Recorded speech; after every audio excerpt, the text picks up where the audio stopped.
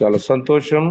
ప్రభునందు ప్రియులారా, మీతో కలిసి ఈ రీతిగా దేవుని నామాన్ని ఘనపరచుటకును, ఆయన వాక్య అధ్యానము చేయుటకు దేవుడు నాకు మీకు అందరికీ ఈ చక్కని నూతన దినాన్ని మనకు అనుగ్రహించినందుకు దేవునికి సమస్త మహిమ కలుగునుగాక. ప్రియులారా, మరి ఇంతవరకు పాటల్లో మనము ఆరాధనలో ప్రభువును స్తుతించుచు ఆయనలో ఆనందించాము. నన్ను ప్రేమతో ఈ కార్యక్రమాన్ని ఆహ్వానించిన ప్రియులు రమేష్ బాబు గారిని బట్టి, ఏకీభవించిన మీ అందరిని బట్టి నా హృదయపూర్వకమైన వందనాలు మీకు తెలియజేయుచున్నాను. ప్రభు మహాకృపను బట్టి మనమందరము సంతోషముతో ఆయన సన్నిధిలో ఇలాగా కలుసుకునే కృప ఆధిక్యత మనం పొందినందుకు ఎంతో ధన్యులు ప్రియులరా. ఈ రీతిగా యూట్యూబ్ ద్వారా కూడా ఆత్మీయులు వింటూ ఆత్మీయంగా బలపరచబడుచున్న మిమ్మల్ని బట్టి కూడా దేవుని స్తుతిస్తూ మీ కుటుంబాలకును ప్రభు యొక్క ఆదరణ కలిగిన మాటలు, హెచ్చరించగలిగిన మాటలు, మన ఆత్మీయ స్థితిను ఎలాగా మెరుగుపరచాలో, ఎలాగా మనం పురికొల్పబడాలో అన్ని విషయాల్లో దేవుడు సహాయపడుతూ ఆ సహాయాన్ని అందుకుంటున్న ప్రతి కుటుంబాన్ని, ప్రతి సహోదరుని దేవుడు తప్పకుండా దీవించునుగాక. ఆమేన్. ప్రియులారా, లేఖన భాగాన్ని మనము చదువుకుందాం, ధ్యానం చేసుకుందాం.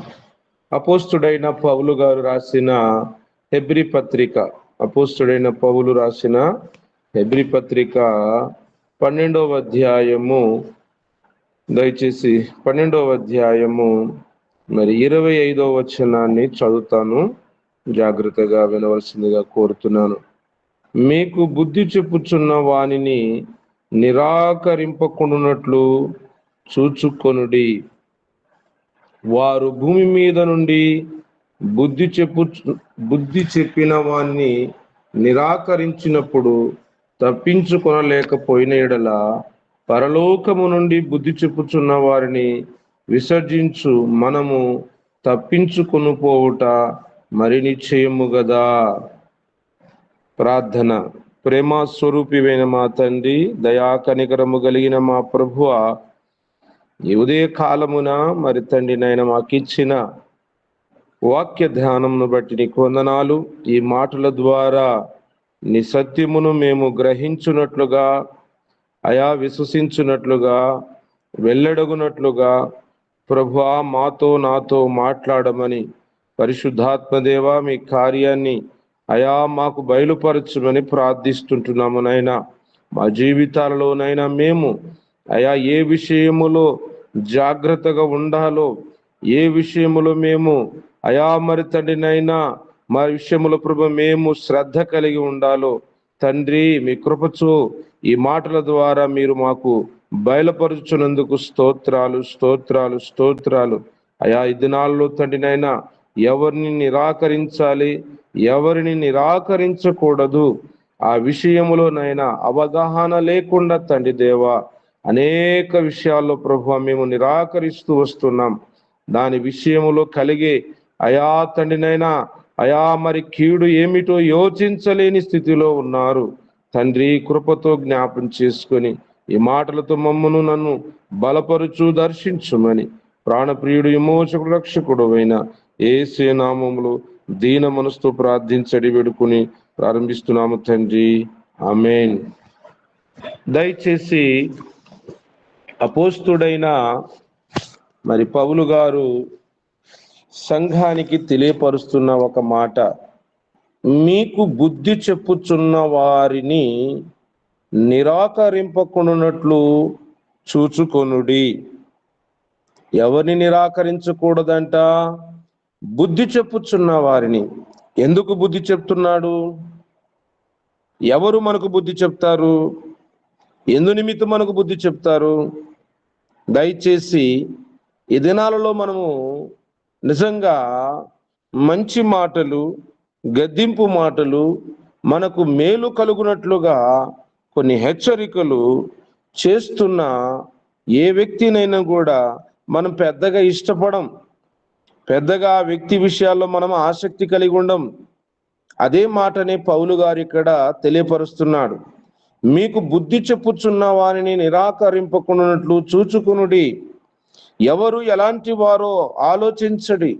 ఎందుకు ఆ విషయాల్లో మన పట్ల వారు బాధ్యత కలిగి ఉన్నారు, ఎందుకు వారు మన పట్ల వారు ఒక శ్రద్ధ కలిగి ఉన్నారు, ఆ విషయాల్లో చాలా మందికి అవగాహన లేకుండా నిరాకరిస్తున్నట్లుగా మనం చూస్తున్నాం. కారణం ఏమిటంటే ఆ దినాలలో నిరాకరించిన వారు. అందుకనే ప్రభునందు ప్రియమైన దేవుని బిడ్డలారా, ఈ దినాల్లో మనము అలాంటి మరి పరిస్థితులను మరి కుటుంబాలలోను సంఘములో మనము ఎదుర్కొంటూ ఉంటున్నాం. అందుకని మన లేఖనాల్లో మనం చూసినట్టయితే అపోస్తుల కార్యము దయచేసి 7వ అధ్యాయములో ఇక్కడ మనము ఒక సందర్భాన్ని జ్ఞాపం చేయుచున్నాను. చూడండి, అపోస్తుల కార్యము 7వ అధ్యాయము 35వ వచనములో ఇక్కడ ఒక మాటను మనము ఆలకించుదాం. అధికారిని గాను తీర్పరిగాను నిన్ను నియమించిన వాడెవడని వారు నిరాకరించిన ఈ మోషను అతనికి పొదలో కనబడిన దేవదూత ద్వారా దేవుడు అధికారిగాను విమోచకునిగాను నియమించి పంపెను. ఆలోచిస్తున్నారా? అధికారిగాను తీర్పరిగాను నిన్ను నియమించిన వాడెవడని వారు నిరాకరించిరి. ఎవరిని? మోషను. మోష ఎందుకు పంపబడ్డాడు? వారికి ఒక అధికారిగాను, వారికి ఒక తీర్పరిగాను. దేవుని బిడ్డలారా, ఈ దినాలలో ఇలాంటి మోషలు మన ఎదుటగా దేవుడు పెట్టి ఉన్నాడు. గ్రహించలేక ఉన్నాం, గుర్తించలేక ఉన్నాం. ఎందుకు వారు మన మధ్యలో ఉన్నారు? దేవుడు వారిని నియమించాడు, దేవుడు వారిని ఎన్నిక చేసుకున్నాడు అనే విషయాన్ని మయమరచి ఆనాటి పితరులు, ఆనాడు ఐగుప్తులో నివాసము చేయుచున్న ఇశ్రాయేలు ప్రజలు వారి యొద్దకు మోషే పంపబడగా, ఇలాగ మనం ఉండడం మంచిది కాదు, మనలో మనము కొట్లాడుకోవడం మంచిది కాదు, మనను మనమే చంపుకోవడం మంచిది కాదు, మనలో మనమే విమర్శించుకోవడం మంచిది కాదు. మన స్థాయిని మనమే మరచి మన సహోదరుల మధ్య మనమే వివాదాన్ని తీసుకురావడం మంచిది కాదని వారికి బుద్ధి చెప్పుటకు, వారిని మందలించుటకు, వారిని విడిపించుటకు దేవుడు నియమించుకొని ఉన్నాడని సంగతి ఇశ్రాయేలు ప్రజలు గ్రహించక మొదట మోషను నిరాకరించారు.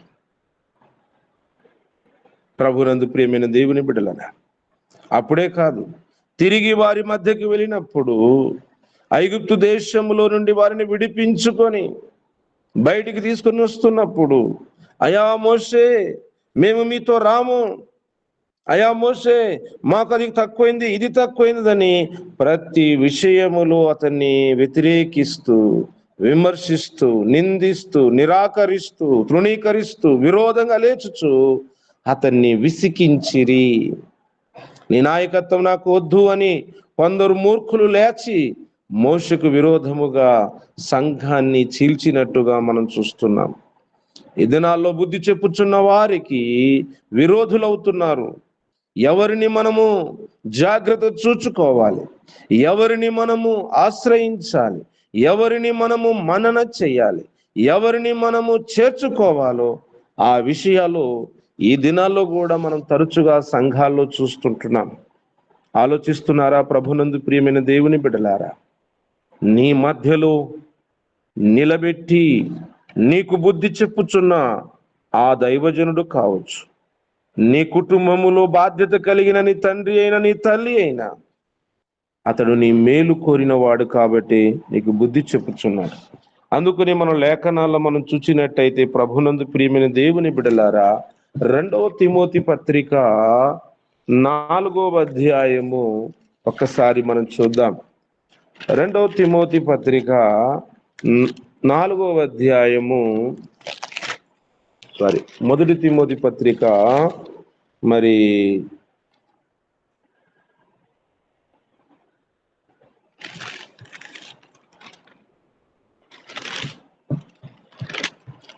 అపోస్తుడైన పౌలు తెలియపరుస్తున్న మాటను మనం చూసినట్టయితే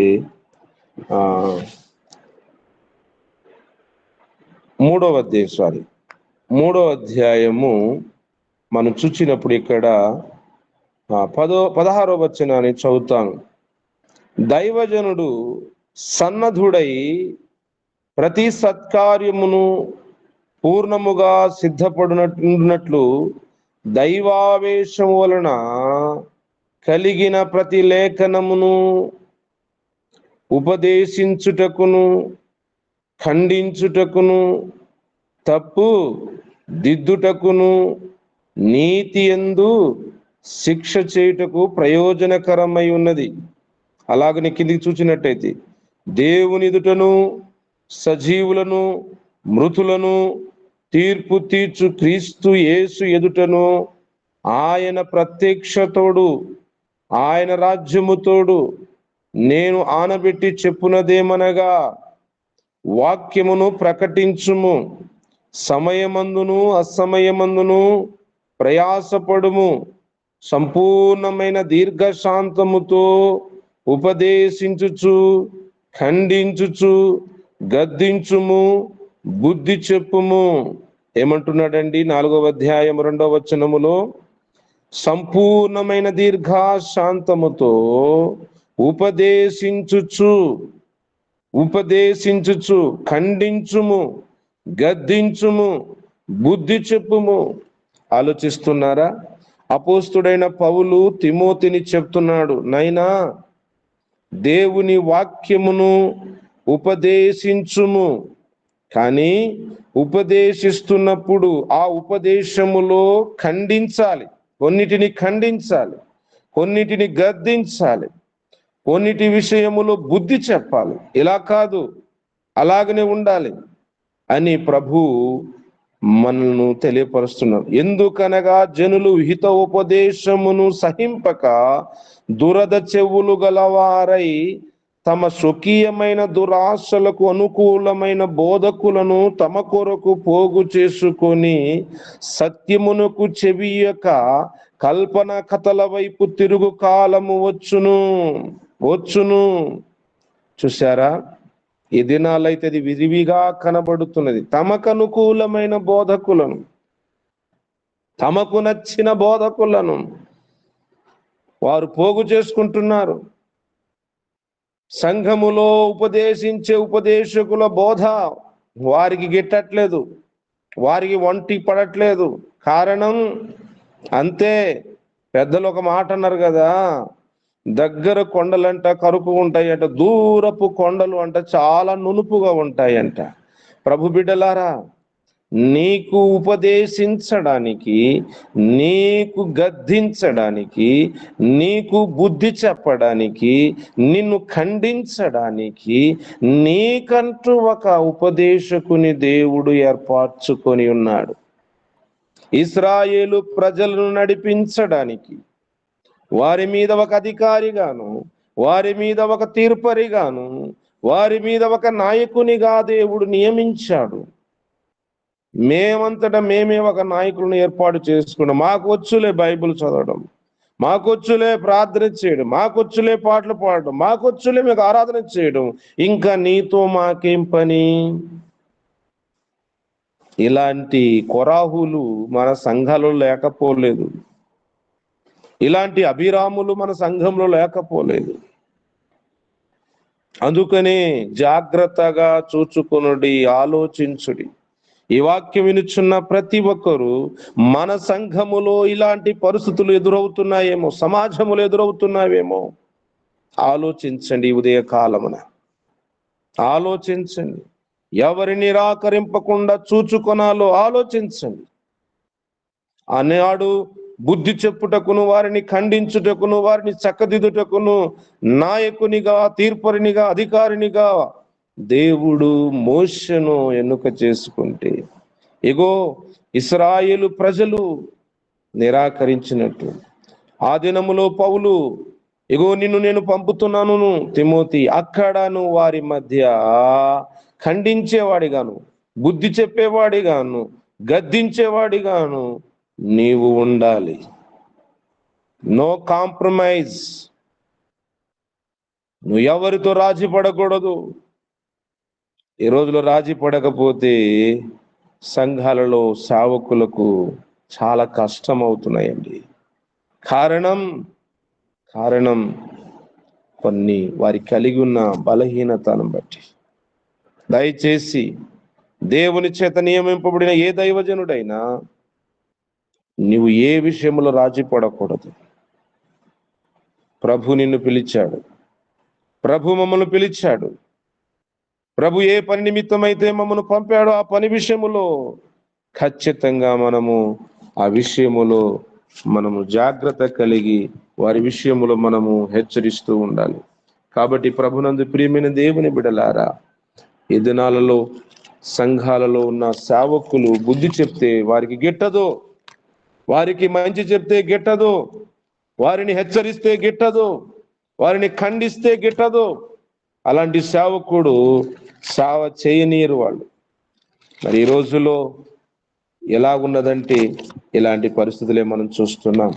కాబట్టి దయచేసి, ఎందుకు ఒక సేవకుడు నీ ఆత్మీయ తండ్రి అంటున్నావు, ఎందుకు నీ సేవకుడు ఒక తండ్రి లాంటి వాడు అంటున్నావు, కానీ ఆ తండ్రి ద్వారా దేవుడు మాట్లాడుతున్నప్పుడు మాత్రం వద్దు అలా చెప్పకూడదు, నువ్వు నాకు మళ్ళా మాట్లాడకూడదు, నాకు నువ్వు పాస్టర్ గారు అలా ఉండకూడదు, నా ఇష్టం అని ఈ రోజుల్లో సత్యాన్ని నిరాకరిస్తున్న వారు చూస్తున్నాం. అందుకనే సొలొమోను అంటాడు, సామెతలు 19వ అధ్యాయము 18వ వచనంలో మనం చూసినట్టయితే గమనించండి ప్రియులారా, బుద్ధి వచ్చునని నీ కుమారుని శిక్షింపు. ఎందుకండి శిక్షించమంటున్నాడు? బుద్ధి వచ్చునని అంటే ఏం పోయింది? అతనిలో బుద్ధి లేదు. తప్పిపోయిన కుమారుడు తండ్రి ఆస్తి ఇవ్వక ముందే, తండ్రి వేరు పంచక ముందే భాగాలు కావాలని కోరుకున్నాడంటే వానిలో ఏమీ లేదు, బుద్ధి లేదు. అడిగినాడా? ఎస్, పో, నీకు బుద్ధి వస్తుందని ఎరిగి ఆస్తి పోయినా పర్వాలేదు, పోతే పోనీలే, కానీ నీకు బుద్ధి మందగించింది కాబట్టి ఒక పనిష్మెంట్, కొంచెం విడుదల, కొంచెము స్వేచ్ఛనిచ్చాడు పిల్లల. కానీ బుద్ధి వచ్చినప్పుడు ఇక నేను తండ్రి ఇంటిని విడిచిపోను, తండ్రి ఇంటిని విడిచిపోను, నీ ఇంటిలో నేను ఒక కూలివానిగా ఉంటా, నువ్వు చెప్పినట్టు నేను చేస్తా, నువ్వు ఏ పని నాకు అప్పగిస్తే ఆ పని చేస్తా. ఈ దినాలలో మన కుటుంబాలలో, మన సంఘాలలో ఎట్ట పడితే ఎట్లా వెళుతున్నారు, ఏ పడితే ఎట్లా చెప్తున్నారు, ఎక్కడ పడితే ఎక్కడికి వెళ్తున్నారు. ఈ తప్పిపోయిన కుమారులాగా మన సంఘాలలో చాలా మంది విశ్వాసులు ఉన్నారు. పాస్టర్కు చెప్పకుండా యా మీటింగ్ అంటే ఆ మీటింగ్ వెళ్ళిపోతారు, ఎక్కడికంటే అక్కడ తిరుగుతారు, ఏ రకంగా బ్రతకాలో ఆ రకంగా బ్రతుకుతారు. కారణం ఏమీ లేదు, వానికి బుద్ధి లేదు. సామెతలో చాలా చక్కని మాటలు ఉంటాయి.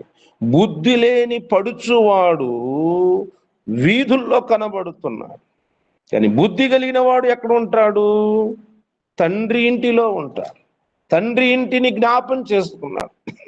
నా తండ్రి ఇంటిలో సమృద్ధి కలిగిన ఆహారం ఉన్నది, అక్కడ కూలి వాళ్ళు సమృద్ధిగా తినుచున్నారు. ఈరోజు వాక్యం కోసం మేము మీటింగ్ వెళుతున్నాం అంటున్నారు. వీళ్ళు మీటింగ్ లేదు, వీళ్ళు ఆ వాక్యము లేదు, ఏమీ లేదు. వాక్యము బోధించగలిగిన దైవజనుడు నీకు సమీపంగా ఉండగా ఇంకా ఎందుకు ఈ నాటకాలు? మేము వాక్యం వినడానికి, ఆత్మీయంగా బలపరచబడడానికి.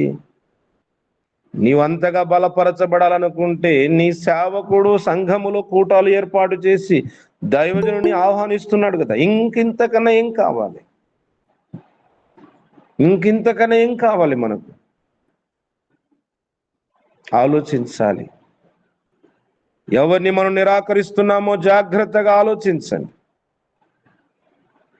ప్రభు బిడ్డలారా. అందుకని బుద్ధి వచ్చునని నీ కుమారుని శిక్షింపు, అయితే వాడు చావవలెనని కోరుకొనవద్దు. చావవలని కోరుకో. కొర ప్రాణముతో తన కుమారుడు తిరిగి తన ఇంటికి వచ్చినప్పుడు ఆ తండ్రి చేర్చుకున్నాడట. అమ్మా బుద్ధి వచ్చింది గనక నేను పిలవలేదు, కానీ వాడు వస్తాడని ఎదురు చూశాను, వాడు మారాలని నేను ప్రార్థన చేశాను. ప్రభు బిడ్డలారా, ఈ వాక్యం వినుచున్న దేవుని బిడ్డలారా, నిజంగానే నా సంఘంలో ఇలాంటివి జరిగినాయి. నేను చూశాను. ఒక్కసారి 2 సారి మందలించాను, కానీ నాకు నిరీక్షణ తెలుసు.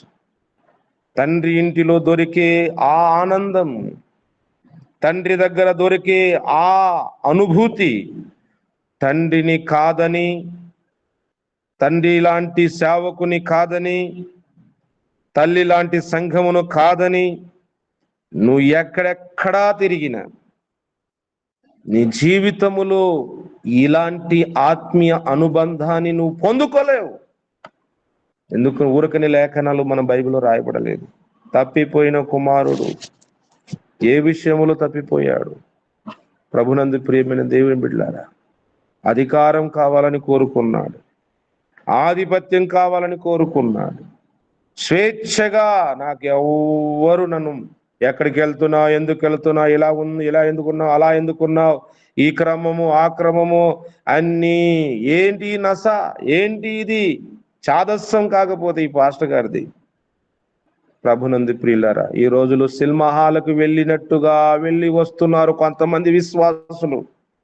ఇలాంటి చర్చిలు ఈ దినాలు కోకొల్లలో, అవి చర్చిలు అన్నారు, దాన్ని ఒక సినిమా హాల్ అంటారు, సినిమా హాల్ అంటారు. ప్రభు బిడ్డలారా, దేవుడు మీకు సమీపముగా మిమ్మును కాయుటకును, మిమ్మును పోషించుటకును, మీకు సమృద్ధి కలిగిన ఆహారం ఇచ్చుటకును, మీకు తగిలిన గాయాలు కట్టుటకును ఒక కాపరిని దేవుడు ఎన్నిక చేసుకున్నాడు. ఆలోచిస్తున్నాడా? కాబట్టి ఎవరిని మనం నిరాకరించకూడదో జాగ్రత్తగా చూచుకొనుడని అపోస్తలుడైన పౌలు మనకు తెలియపరుస్తున్నాడు. చూడండి, మరి హోషేయ గ్రంథములో మనం చూచినట్టయితే ప్రభునందు ప్రియులారా, 7వ అధ్యాయం, హోషేయ గ్రంథము 7వ అధ్యాయము మరి 15వ వచనాన్ని మనం చూద్దాం.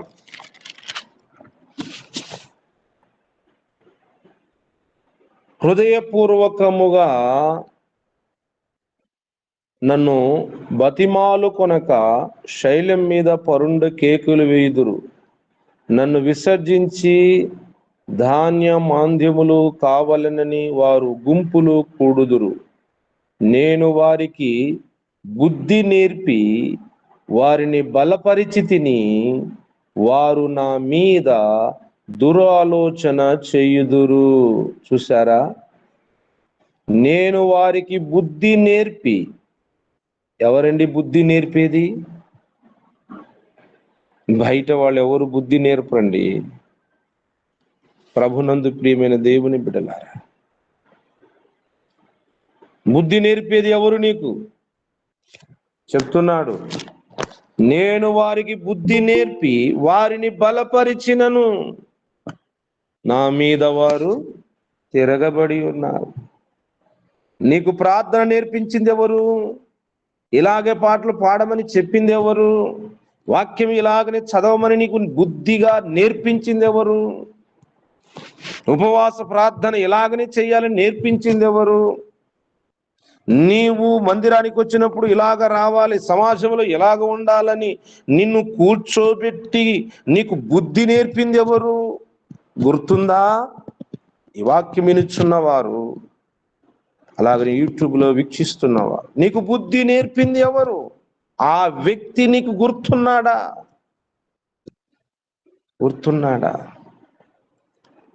ఐగుప్తులో నుండి మిమ్మును తోడుకొని వచ్చింది ఎవరు? మరచి మోషే మీద తిరుగుబాటు చేశారు. అగొద్దు, మాకంతా తెలిసిపోయిందిలే, మేము కూడా ఎట్లా ఉండాలో పరిశుద్ధం కూడా మాకు తెలుసు, మేము కూడా పరిశుద్ధులే, మేము కూడా బైబిల్ పెట్టుకుని వాక్యం చెప్తాంలే, నువ్వేనా పొద్దుత్తమానం వాక్యం చెప్పేది మేము వినేది. ఇలాంటి మూర్ఖులు, మూర్ఖంగా ఆలోచించేవారు మన సంఘములో, మన కుటుంబములో మనకు ఎలాగున్నారు తెలుసా? వారు ఆయాసకరంగా ఉన్నారు, విరోధంగా ఉన్నారు. అసలు ఎవరిని చేర్చుకోవాలో, ఎవరిని ఘనపరచాలో, ఎవరికి నువ్వు విలువివ్వాలో అలాంటి వ్యక్తికి మనం విలువట్లేదు. ఎక్కడో ముక్కు ముఖము తెలియని వ్యక్తులను మనము ఎంతగా విలువిస్తామండి. వారి ఫోటోలు మన పడక గదిలో ఉంటాయి, వాళ్ళ క్యాలెండర్లు మన పడక గదిలో ఉంటాయి. కొంతమంది చెప్తుంటారు, అయ్యా ఉదయం లేచినాయని మీ క్యాలెండర్ చూస్తే మాకు అన్ని మంచి కలుగుతున్నాయి. దావీదు అంటున్నాడు, వేకువని నీ ముఖ దర్శనము చూస్తున్నాను నాయనా, నీ కంఠ స్వరము వినుట కొరకు నేను వేగిరపడుతున్నాను. ఉదయాన మనం ఎవరి ముఖం చూడాలో ఇలాంటి సాక్ష్యాలు వాళ్ళ మందిరాల్లో పెట్టుకొని టీవీలో మరీ వినిపిస్తూ ఉంటారు. ఖండించేది వాళ్ళు లేదు, బుద్ధి చెప్పేది లేదు. కారణం వాళ్ళే వాళ్ళకి దేవుళ్ళు అయిపోయారు. భ్రష్టత్వము అలాగా ఆవరించిపోయింది. వారు భ్రష్టులయ్యి వారితో పాటు ఒక గుంపును తయారు చేసుకుంటున్నారు. జాగ్రత్త, జాగ్రత్త, జాగ్రత్త, జాగ్రత్త అండి. ఆలోచించుదాం, ఆలోచించుదాం. ఇలాంటి అనాలోచితమైన తలంపులతో దేవుని చిత్తాన్ని నిరాకరించకుండా జాగ్రత్త పడండి. అందుకని బుద్ధి నేర్పిన వారిని నిరాకరించుచు వారి మీదనే దురాలోచన చేయుదురు. చూసారా? దురాలోచన అంటే ఎట్లా ఈ పాస్టర్ గారిని ఇక్కడి నుంచి లేపి పంపించాలి, ఎట్లా ఈ పాస్టర్ గారిని చర్చి విడిపించాలి, ఎట్లా ఎట్లా ఎట్లా ప్లాన్ ప్లాన్ ప్లాన్ ప్లాన్. కొరాబు, అభిరాము ప్లాన్ చేశారు. మోషను పక్కన చేసేసి మనమే కింగ్ అయిపోదాం, మనమే హీరోలు అయిపోదాం, మనమే ఇశ్రాయేలు ప్రజలను నడిపించుకొని పోదాం. ఏమయ్యారు వాళ్ళు? అక్కడే సమాధి అయిపోయారు. ఇక ముందు అడుగు వేళ. జాగ్రత్త, జాగ్రత్త. ప్రభు చిత్తమును ఎరగకుండా సొంత నిర్ణయాలు, సొంత ఆలోచనలు, దురాలోచనలు ఎన్నడూ నీ మనసులో రానియకు. అటువంటి అభిప్రాయం వచ్చిన యెడల దాన్ని నువ్వు విడిచిపెట్టమంటాడు. ఈ ఉదయ కాలమున ఎవరిని నువ్వు చేర్చుకోవాలి, ఎవరిని నువ్వు నిరాకరించకుండా చూసుకోవాలో ఆలోచించు, ఆలోచించు. ప్రభునందు ప్రియమైన దేవుని బిడ్డలారా, అపోస్తుల కార్యము 20వ అధ్యాయము చూడండి. ఎక్కడ? అపోస్తుల కార్యము దయచేసి లేఖనాలను చూడవలసిందిగా ప్రభు పేరట మిమ్మల్ని నేను మనవి చేయుచున్నాను ప్రియులరా. మరి అపోస్తుల కార్యము 20వ అధ్యాయము 31వ వచనాన్ని చూద్దాం. 30-31 నుంచి చూస్తాను. మరియు శిష్యులను తమ వెంట ఈడ్చుకొని పోవలెనని ప్రతికూల వచనములు పలుకు మనుషులు మీలోనే బయలుదేరుదురు. కావున నేను 3 సంవత్సరములు దివారాత్రములు కన్నీళ్లు విడుచుచు ప్రతి మనుషుని మానక బుద్ధి చెప్పితిని మీరు జ్ఞాపకము చేసుకొని మెలకువగా ఉండుడి. ఏమంటున్నాడండి? మెలకువగా ఉండుడి. మానక, ప్రతి మనుషుని మానక, రాజీ పడక. వారికి బుద్ధి చెప్పేటప్పుడు ఏడుస్తున్నాడంట. అరే నాయన, అలా కాకండ్రా నాయన, మనం అలాగ ఉండకూడదురా నాయన. ఇగో మన చుట్టూ ఉన్న సమాజము అనగా కొంతమంది ఒక గుంపు తయారైనారు. ఇగో ఆ గుంపు ఎలాంటిదంటే ఆల్రెడీ గుంపుగా ఉన్న వారిలో కొందరిని ఈడ్చుకొని వెళ్ళిపోతారు. వారు ఎవరో కాదు, మనవారే, మనవారే, మనవారే. దయా కనికరం లేకుండా ఈడ్చుకొని పోతారు. వారు బుద్ధి చెప్పరు. బుద్ధిగా బ్రతుకుతున్న నిన్ను బరి తెగించే వానిగా మారుస్తారు, మూర్ఖునిగా మారుస్తారు, మూఢభక్తునిగా మారుస్తారు. కాబట్టి దయచేసి బుద్ధి చెప్పితిమి అని మీరు ఎవరిని జ్ఞాపం చేసుకున్నది? నన్ను జ్ఞాపం చేసుకోండి నాయనా. మీ కొరకు ఎంత కష్టపడి మిమ్మును సంఘములో ఒక క్రమాన్ని నేర్పిస్తున్నాను. నేర్పించి ఇగో మిమ్మును ఒక సంఘముగా నియమించి ఇగో నేను మరొక ప్రాంతానికి వెళ్ళుచున్నాను. నేను వెళ్ళిన తర్వాత కొంత తోడేళ్ళు ఏం చేస్తాయంట? దూరుతారంట. ఏమంటున్నాడు? మరి నేను వెళ్ళిపోయిన తర్వాత క్రూరమైన తోడేళ్లు మీలో ప్రవేశించునని నాకు తెలియను. వారు మందను కనిపెట్టరు, కనికరింపరు, దయచూపరు. అయ్యో, దీనికోసం ఒకరు ప్రయాసపడ్డారు, దీనికి ఒక క్రమముగా కట్టాడు. అలాంటి వారు దయచేసి పొరపాటున మీరు మా సంఘానికి రాకండ్రా నాయనా. మీ సంఘములో స్వచ్ఛమైన వాక్యం భలే హెడ్లైన్ పెడతారు, అడ్వర్టైజ్లో వస్తుంది కదా. మీ జీవిత ఆరోగ్యానికి, మీ ముఖ సౌందర్యానికి కావాల్సినది సోపు ఏదనగా సంతూర్ సోపు. అది మేము మాత్రం తప్ప ఇంక ఎక్కడ దొరకదు అన్నట్టుగా ఈ దినాల్లో సేవకులు ఎంత చక్కగా మాట్లాడతారంటే మన ఎనర్జీకి కావలసిన బూస్ట్ ఉన్నట్టుగా. నేను క్రికెట్లో 6లు ఎలా కొడుతున్నాను, అలాగని ఈ బూస్ట్ గనక మీరు తీసుకొని తాగితే అలాగ కిక్ వస్తుంది. నాలాగా మీరు సూపర్ 6 కొడతారంటే సూపర్ 6 కొట్టలేం మనకు కిక్కు రాదు ప్రియులారా. అవంతా కేవలం వాళ్ళ డబ్బు కోసము, వాళ్ళ కంపెనీ యొక్క స్వార్థం కోసము ఇలాంటి వాళ్ళని ముందు పెట్టుకొని వాళ్ళు బతుకుతున్నారు. ఆలోచిస్తున్నారా ప్రభునందు ప్రియమైన? అందుకనే డాక్టర్లు అంటారు, నువ్వు ఆవు పాలు తాగినా, గేదె పాలు తాగినా, మేక పాలు తాగినా అంతటికి మించినది తల్లిపాలే. అలాగనే నీవు నీ సంఘములో నీకు పాలు పోసి పెంచుతున్నాడు, నీకు బుద్ధి నేర్పుతున్నాడు, నీకు క్రమాన్ని నేర్పుతున్నాడు. అలాంటి ఉపదేశకుని నువ్వు పక్కన పెట్టి నాకు మేక పాలు కావాలి, గేదె పాలు కావాలి, నాకు ఆవు పాలు కావాలి అని పరిగెత్తుచున్నావా?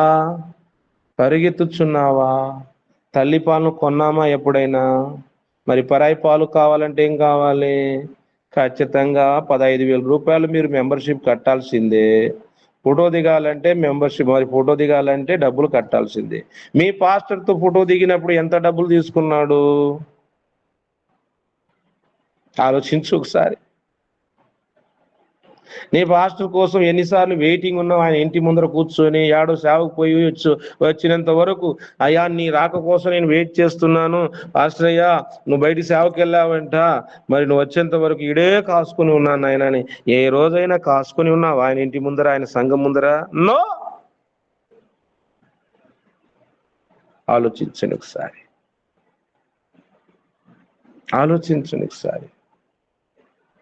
ఎంతగా నేటి క్రైస్తవ సమాజము చెడిపోయినదో ఆలోచించండి. ప్రభునందు ప్రియమైన దేవుని బిడ్డలారా, 1 తెస్సలోనిక పత్రిక 5వ అధ్యాయం, 1 తెస్సలోని పత్రిక 5వ అధ్యాయము మనం చూసినట్టయితే దయచేసి 12వ వచనం చూడండి. 1 తెస్సలోని పత్రిక 5వ అధ్యాయం 12వ వచనం. మరియు సహోదరులారా, మీలో ప్రయాసపడుచు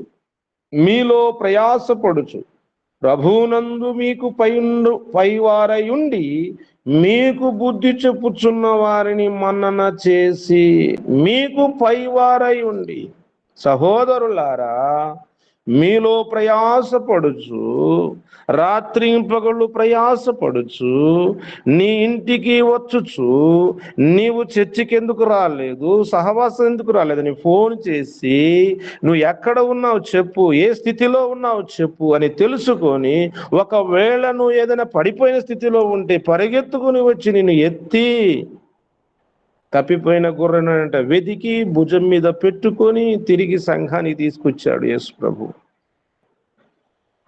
ప్రభునందు ప్రియమైన.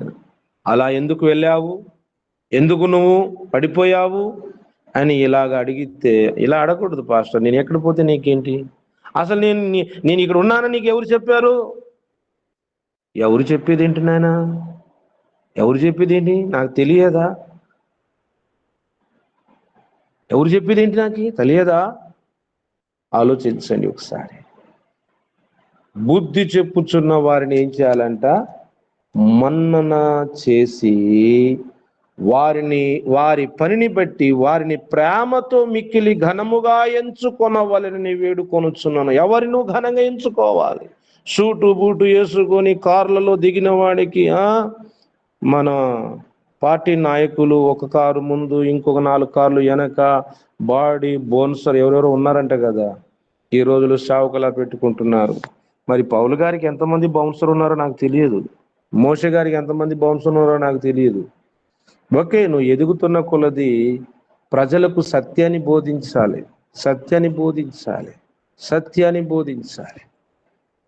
ప్రజలు మీద పడుతారు. అలాంటప్పుడు ఏం చేయాలి? ప్రభునందు ప్రియమైన దేవుని బిడ్డలారా, జనులు అంట యేసయ్య మీద పడుచుండిరి అంట. రక్తస్రావం కలిగిన స్త్రీ అంట ముట్టినప్పుడు, నన్ను ఎవరు ముట్టారని అంటే పేతురు గారు అంటున్నారు, ప్రభువా ఇంతమంది ప్రజలు నీ మీద పడుతుంటే వాళ్ళు నన్ను ఎవరు ముట్టారని అడుగుతున్నా ఏంటి? చూశారా? కాబట్టి ఉదయ కాలమున ఈ మాట వినుచున్న ప్రభునందు ప్రియులారా, వారిని టచ్ కాకూడదని వారి చుట్టూ ఒక కోట్రీ కట్టుకుంటున్నారు. యేసు ప్రభు ప్రజల మధ్యలో ఉన్నాడంట. రాజకీయ నాయకులా మనం ఏమైనా? మనకెవరండి శత్రువులు? శత్రువు చేతిలో నుండి మనల్ని కాపాడగలిగిన సర్వశక్తివంతుడు మనకున్నాడు. దేవునికి మహిమ కలుగును గాక. ప్రభునందు ప్రియమైన దేవుని బిడ్డలారా, అపోస్తలుడైన పౌలు అంటున్నాడు, ఎవరిని మీరు మనన చేయాలి, ఎవరిని మీరు ఘనపరచాలి, ఎవరిని మీరు చేర్చుకోవాలి, ఎవరితో అందుకునే ప్రభునందు ప్రియులారా, ఈ దినాల్లో మనం చూస్తున్నాం. సహోదరులారా, మేము మీకు బోధించినది ఏమనగా, అక్రమముగా నడుచుకునుచున్న వారికి బుద్ధి చెప్పుడి, ధైర్యము చెడిపోయిన వారికి ధైర్యం ఇవ్వుడి, బలహీనతలకు ఊతనివ్వుడి, అందరి ఎడల దీర్ఘశాంతము గలవారయుండుడి. ఈరోజు ఈ కార్యక్రమం యొక్క ఉద్దేశం ఒకటే, అనేక సేవకులను మరి యొక్క కార్యక్రమాన్ని పిలిపించి వాక్యాన్ని ఎందుకు నేర్పిస్తున్నారంటే, సత్యాన్ని వెల్లడి చేయాలనే ఒక ఆకాంక్షమే తప్ప ఇక గలిబిలి చేసే ఉద్దేశం ఏది కాదు. మీరు ఏ సంఘమునకు వెళుతున్నారో ఆ సంఘములో ఆ కాపరికి నమ్మకస్తులుగా, బుద్ధి కలిగిన కుమారులుగా, బుద్ధి వచ్చిన ఆ కుమారుడు మళ్ళీ తండ్రి ఇంటిని విడిచిపెట్టలే.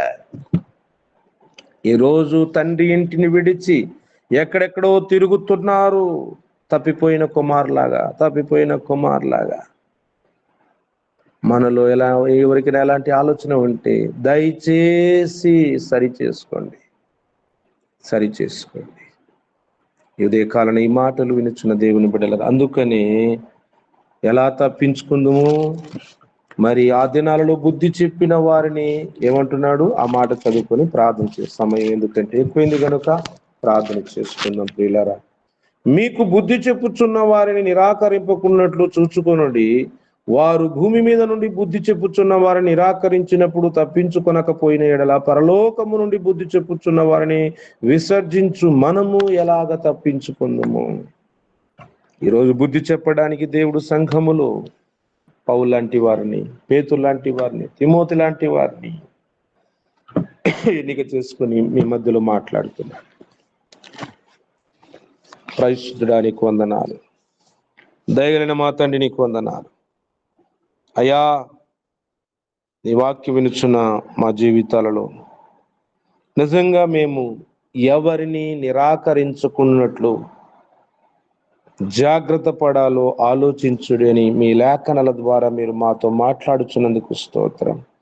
నిరాకరించిన మా పితరులు ఏమయ్యారు?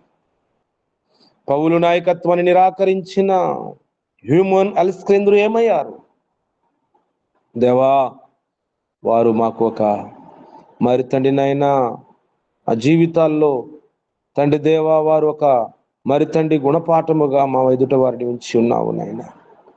తండ్రి మేము మాకు మేలు కోరే దైవజనుని కావచ్చు, బుద్ధి చెప్పే ఒక ఆత్మీయ సహోదరుని కావచ్చు, మేము నిరాకరించుకున్నట్లు జాగ్రత్త పడుటకు సహాయించి మీ కృప చూపించండి తండ్రి దేవా.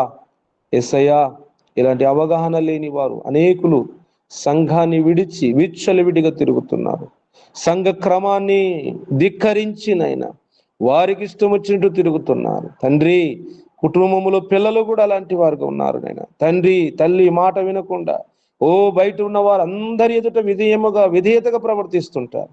యేసయ్యా, చాలా విచారకరమైనది దేవా. ఈ లేఖనాల ద్వారా ఆలోచించుటకును ధ్యానించుటకును వారి జీవితాలను చక్కపరుచుకున్నటకు మీరు సహాయించండి. మీ కృప చూపించండి. మీ నామాన్ని మహిమ తెచ్చుకుని తండ్రి మీ అద్భుత కార్యాన్ని మీరు జరిగించమని ప్రార్థిస్తున్నాను తండ్రి. ఈ కార్యక్రమంలో ఏకీభవించిన ప్రతి కుటుంబాన్ని, ప్రతి ఆత్మీయులను, దైవ సేవకులను మీరు దీవించి బలపరచండి. వీక్షించు వారిని కూడా మీరు బలపరచండి. ఈ లేఖనాలు వారు స్పష్టంగా గ్రహించున్నట్లుగా, ఆలోచించున్నట్లుగా ఎవరి యొద్ద మేము నేర్చుకుంటున్నాం, ఎవరు మాకు నేర్పారు, ఎవరు మాకు క్రమాన్ని బోధిస్తున్నారు, ఆ అవగాహనని కలిగి ఉండుటకు సహాయించి తప్పిపోయిన వారు తిరిగి తండ్రి ఇంటికి చేర్చబడినట్లుగా మీరు సహాయించండి. సంఘములో వారు, స్థానిక సంఘములో నాయన వారు ఉండునట్లుగా వారితో మీరు మాట్లాడమని ప్రార్థిస్తూ మహిమ పొందమని ప్రియరక్షకుడి మోచకూడవైన యేసయ్య ప్రతి కుటుంబంలో సమాధానం. మా సహోదరుడు మరి తండ్రి నాయన మరి ప్రభువా రమేష్ బాబు గారి కుటుంబంలో తన భార్య కలిగిన నేడు దిన అస్వస్థను బట్టి ప్రార్థిస్తున్నాను. ఆ బిడ్డకు సంపూర్ణమైన ఆరోగ్యం, క్షేమాభివృద్ధిని మీరు దాయిచ్చిండి. ఇగో ఏకీభవించిన ఎవరిలోనే సరే ఏ విధమైన సమస్య ఉన్నా, వారికి ఏదైనా ఆర్థిక ఇబ్బందులు ఉన్నా, కుటుంబంలో ఏదైనా కలవరం ఉన్నా, సంఘములో ఏదైనా కలవరం ఉన్నా, యేసు క్రీస్తు నామములో తీర్చబడును గాకని ప్రార్థిస్తున్నాం. మీ అద్భుత కార్యము జరిగించి మహిమ తెచ్చుకోమని ప్రాణప్రియుడు విమోచక రక్షకుడు అయిన యేసు నడుచున్నాం పరమ తండ్రి. ఆమేన్. తండ్రి, కుమార, పరిశుద్ధాత్మ త్రియేక దేవుని నామము ఆయన నీ సన్నిధి సహవాసములో వారికి సంపూర్ణమైన దీవెన కలిగి వర్ధిల్ల చేయును గాక. ఆమేన్, ఆమేన్, ఆమేన్.